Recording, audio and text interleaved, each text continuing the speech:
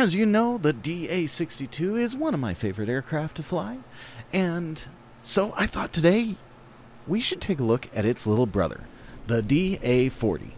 Now, the DA40 is a single engine built by Diamond Aircraft, so it's very similar in creation and construction and has similar capabilities as the DA40. It's just a single engine, so it's half as much. The DA40 has two variants, the NG version and a TDI version.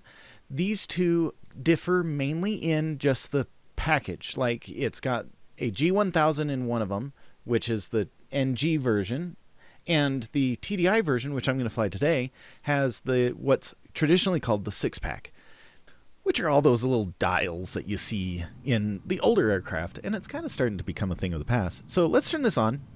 Got our first lights that we're going to turn on. We've got this alarm going off, so right here is a little button, and that acknowledges the alarm, and the alarm goes away. It's so nice. So which in some aircraft it's already cut off. But now let's go to Engine Master, set that to on. That will shut off the engine automatically if we try to start it. Then we'll turn on our avionics and start the engine. Now, I'm doing this without the checklist, and so I don't really know what exactly I'm looking for because I'm not looking for the checklist. It turns out that I seem to have almost started it right. I'm sure there's one or two other procedures that I'm supposed to follow, and I kind of skipped over, but we're going to just belay that all, and let's just take off. Now, something about the DA40 is, for some unknown reason, both the DA40 TDI and NG happen to have this weird glitch that the nose wheel doesn't steer hardly at all. I have to apply brakes and kind of just get the brakes to jostle the aircraft into the direction I want to go, and the nose wheel kind of cooperates, but it was a rough adventure taxiing this aircraft. And I don't seem to be alone. I found a couple of forums where people were complaining about the DA40 being kind of a broken model, but it does fly very nice, so it's a fun aircraft to fly. So take your pick. While I get lined up on the runway here, the takeoff speed isn't very much higher than about 60 knots, which makes this relatively easy of an aircraft to take off and land. I don't know. 60 knots is a really fascinatingly universal number that I've started to notice in most of the small aircraft. And keep in mind, I am not a pilot. I am trying my best to learn as much as I can about aviation, and eventually I do want to become a pilot, even if it's just a private pilot. But I am starting to notice these little details, and I'm trying to take into account like how to use the instruments that are in the airplane instead of just playing the game. And so you will notice that just after I hit 60 knots in the cockpit, the aircraft is just about lifting off the ground at that point. I mean, just barely. I had to pull back on the stick, and we were off the ground.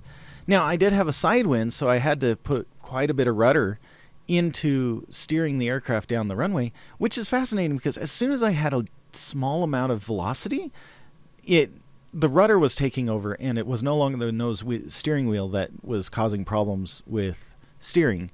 And so I was able to keep relatively straight. Now look at the beauty of this cockpit. There is a huge field of view in this cockpit. Although the little honeycomb stuff at the top could be a little bit annoying on a really sunny day if you're placed at the wrong angle. But I have seen some videos of people with aircraft that have similar domes, and they have like a special set of blinds that cover a portion of that dome so that it's not entirely annoying. Now, we're coming in for a landing. I cut out all the rest of the flight just to keep this a short video. But in the meantime, while we're coming in through the glide, I just want to mention, you guys are totally awesome. I love making these videos to either inspire you or help you or just be something fun to listen to. And I want you to know that regardless of the amount of problems that might be happening in your world, you are still considered awesome by many people.